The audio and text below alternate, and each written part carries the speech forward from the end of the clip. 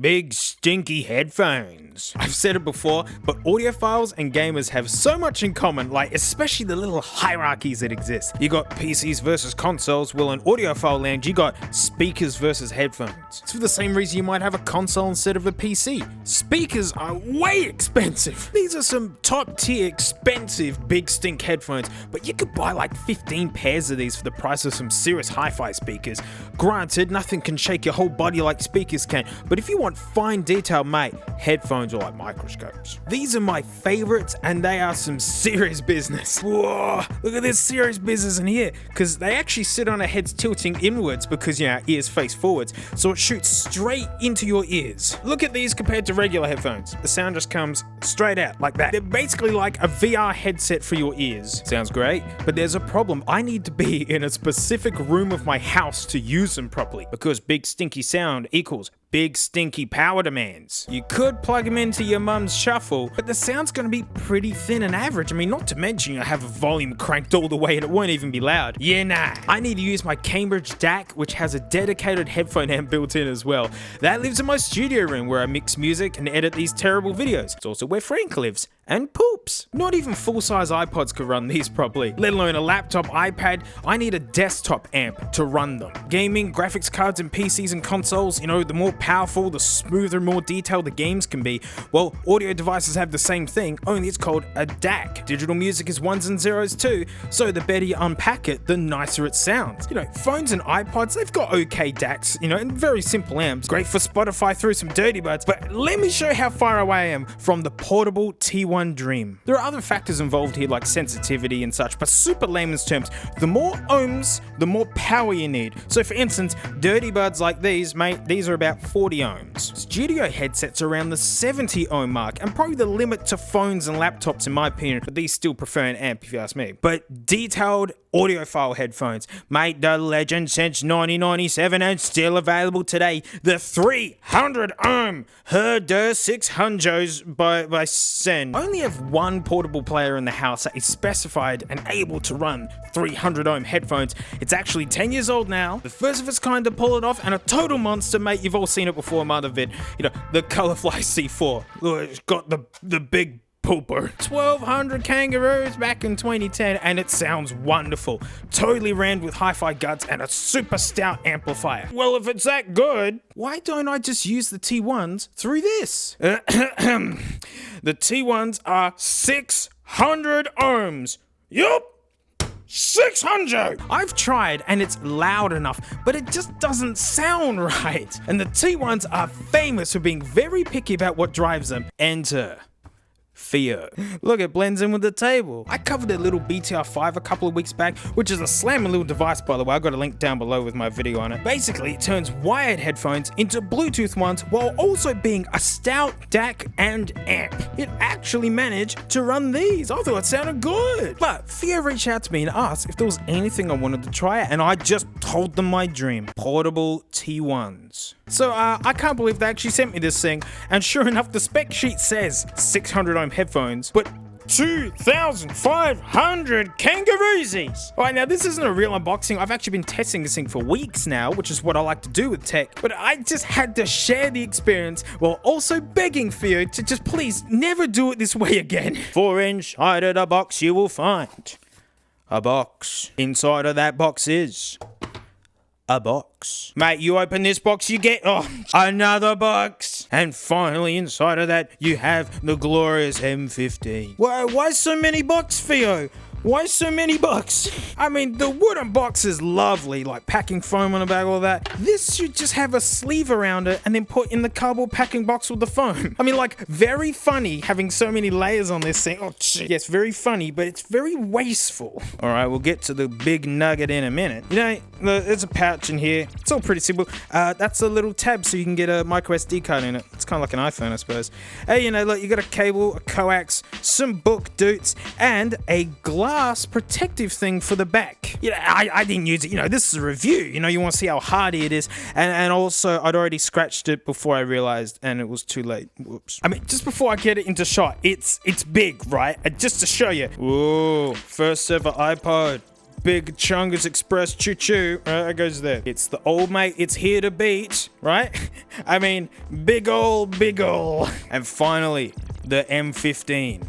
It's a big old thing, yes. I mean, importantly, it's thinner than the C4 by quite a bit. I mean, I actually deem this pocketable the same way I deem this pocketable. I mean, it's a chunkster, but it's allowed to be a chunkster. Look at the headphone jack situation going on. That's not for 3 people to enjoy. That's 3 different kinds, and I'll get to them in a bit. It takes a lot of inspiration from Sony's players. With the side controls, so you can use it without having the touchscreen on, or even looking nice. Let me turn it on real quick. The screen is great, by the way.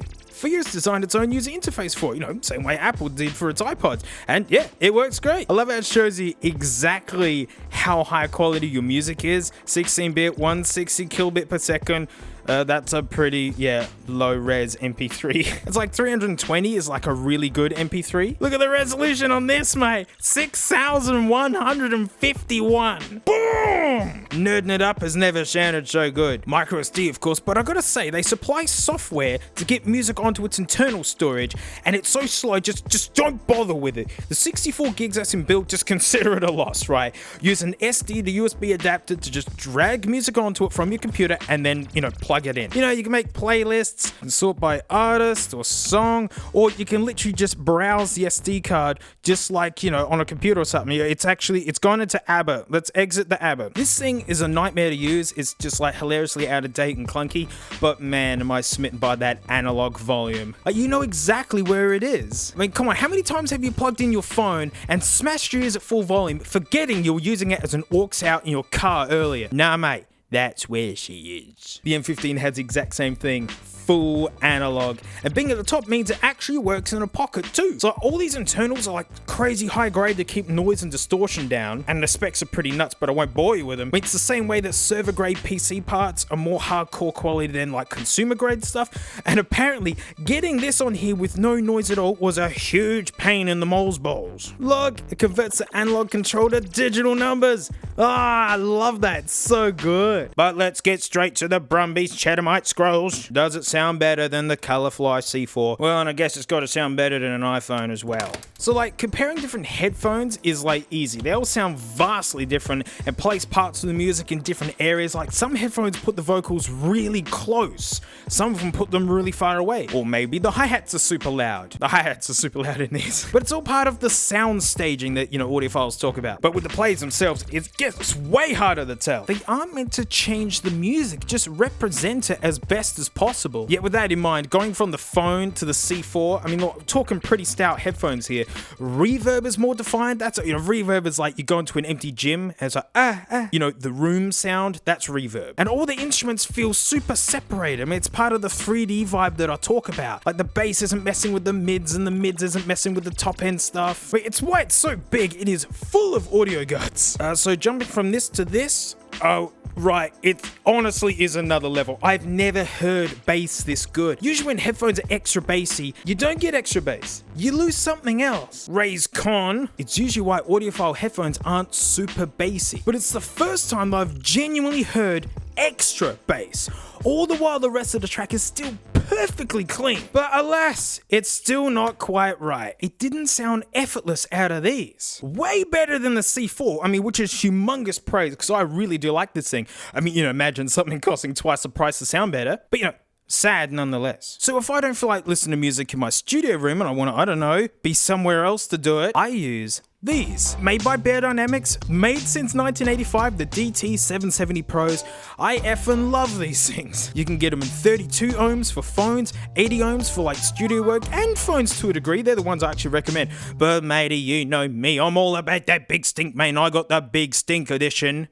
250 ohms, and they're heaps low sensitivity too, so they're actually really hard to drive. But oh man, the M15s just chew on these. It sounds amazing. It's got a big headphone setting to boost the output, and man, when you hit that, oh man, I'm not talking about high and low gain, which this has, but man, it's a real kick to the sound. And for the whole reason why I say you gotta get the headphones that suit your equipment, when using this, I prefer these over the T1s. Even though these are my faves. Now is the time though to bring up the headphone jacks. Look at all the headphone jacks. Look at this little weenie guy. This lad here, this is just standard 3.5mm jobbo. I mean, it's the one that we all know and miss. You know, thanks Apple.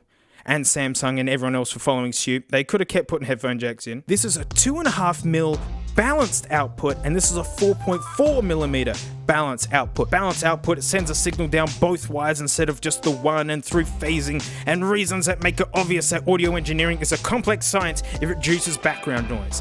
But that's not why I'm interested in the balanced output. It's where the M15 hides its true potential. But if you use the balanced output, the little one or the big one, the output is almost doubled. Alright, so plugging in the big 4.4mm jack, which is great. Yeah. I wasn't expecting a massive difference because, you know, they're still the T1s. These were singing. It's the most 3D sounding, super open I've heard. And now the kick drums, like, boof! The sound got even wider. What? I was floored. I just sat in awe. I thought it was already pretty good, but man, when you get the right equipment for this, like put it this way, I then ran the test again against the C4, but instead I had to swap the cables because this guy doesn't have balanced output, and it was a bloodbath. This guy owns out of those balance outputs. Get out, mate. You're finished. Your reign of terror has ended. This thing delivers on the portable T1 dream for me. I effing love this thing. It's a desktop amp to go with like a modern touchscreen. Best bit, battery lasts all day. That's why it's allowed to be a chunkster. Although on the big stinky settings, like on the balanced out, it gets pretty warm. I mean, not dangerously warm, but it's pretty warm, and that's when you'll use the most battery. But that's how you know it's working, mate. You know, it's like a good, strong mouthwash with the full alcohol in it. You go, it's working. But I'm sure a lot of you have seen this and going, neat. Great. Portable T1s, alright? You know, we're in euphoria land. But dang it, I wish I could use Spotify or Tidal or something on this. Huh. If I swipe down from the top, Android mode. I wonder what an Android is. Yeah, it runs Android. So there, that was called pure music mode, which basically turns it into an iPod so that you won't get bothered on the Wi-Fi, you won't get bothered on anything. That's super neat. But best bit, it's just an app if you ever want to jump back in. So it's Android 7, like Google didn't really give Fiio like full everything to get in here. In fact, like early reviews, you'll read people saying that there's no Play Store. Well, there is one now. So, you know, I've got YouTube and even Amazon Video. And actually people complaining there was no numeric value for the volume, but they've done that as well. Like updates, nice work Fiio. This is my first Android device too. I like it. Probably not for the Android, but best of all, Spotify, Tidal, you know, YouTube with the T1s on. But what if all your content is on hard drives because greedy companies refuse to sell stuff to Australians and let Rupert Murdoch have full control of all media around here?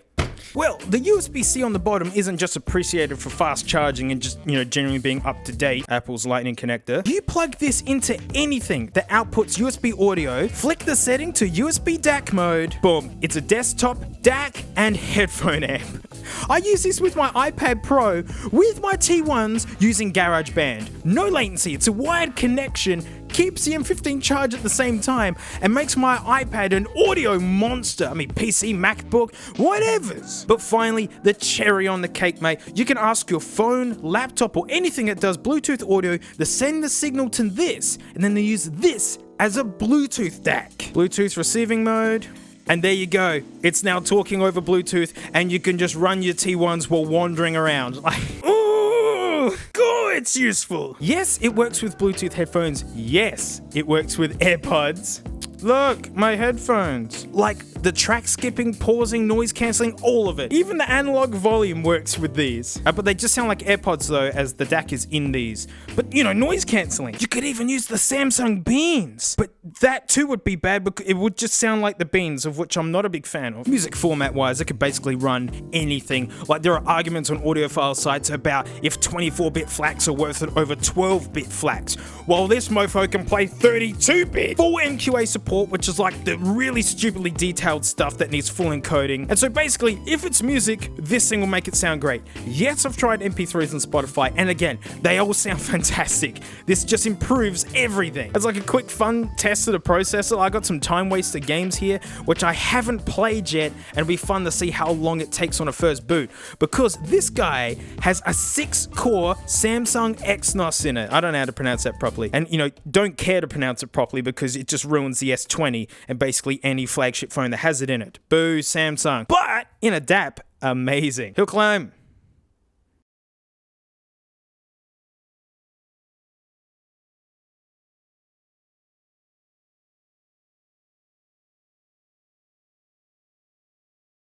Oh, that's tolerable. Oh, this is such an unleveled up car. Oh, the grind is real. I'm used to my fully updated ones. Oh! The exit controls have disappeared, so I don't know how to get out. Let me leave. Oh, no. Oh, stupid Android. I'm actually stuck in this game. I told you, it's my first Android device. I need to leave. Oh, gosh. Oh, way out. Yes, let me out. I'll just escape to pure music.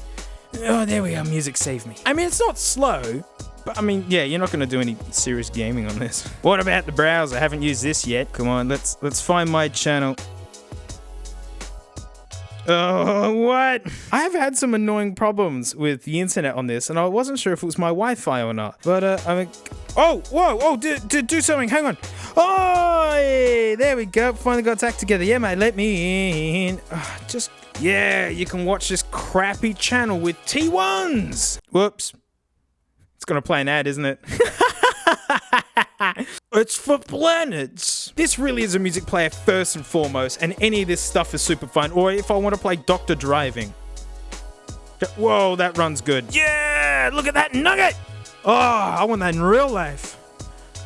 Oh, do I steer like this? Let's go, mate.